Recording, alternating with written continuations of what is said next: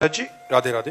महाराज जी, जब हमें मालूम हो कि हमें कोई अपना मानसिक रूप से या आर्थिक रूप से नुकसान पहुंचा रहा है जिससे हमारी मन की शांति भी भंग हो रही है, तो ऐसी परिस्थिति में प्रभु का नाम लेना थोड़ा सा मुश्किल पड़ जाता है। नहीं, मुश्किल नहीं, जरूर लीजिए। और वो तुम्हारे कर्म का फल भुगता रहा है, तुमको नवीन कर्म नहीं कर रहा है। पीछे तुमने जो कर्जा ले रखा है वो तुम्हारा हिसाब किताब बराबर कर रहा है। चुपचाप सह जाओ, नाम जप करते रहो, निपट जाएगा, आगे बढ़ जाओगे। उसको इस रूप में मत देखो कि ये आदमी हमें नुकसान पहुंचा रहा है। नहीं, जो हमने पीछे कर्म बिगाड़े थे ये आदमी उसका हिसाब दे रहा है हमको।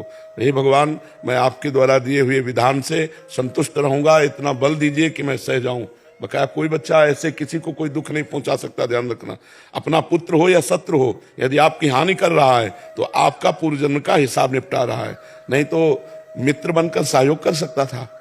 हम कोई उसका अहित नहीं करते, हमारा अहित कर रहा है। चाहे कभी कभी शत्रु भी पुत्र बन करके आता है, बेटे के रूप में इतना बड़ा दुश्मन आता है कि जो पूरा सर्वनाश करके जीवन भर हमको जलन पैदा, वो हमारा शत्रु बन के आए। कभी कभी बाहरी इतना मित्रवत व्यवहार करता है कि बेटा भी नहीं कर सकता है। क्यों? क्योंकि वो कर्म का हिसाब हमें देने आया सुख का, और वो कर्म का हिसाब देने आया दुख का। ये संसार में अवश्य में भोक्तव्यम कृतम कर्म शुभाशुभम, शुभ और अशुभ कर्म का हिसाब चल रहा है। इसलिए नाम जप करो और उसको भोग लो, वो नष्ट हो जाएगा, आगे बढ़ जाओगे। ठीक है, नया कर्म मत करना, झगड़ा मत करना, तुम झगड़ा मत करना, प्रभु की तरफ देखते रहो, हिसाब किताब हो जाएगा।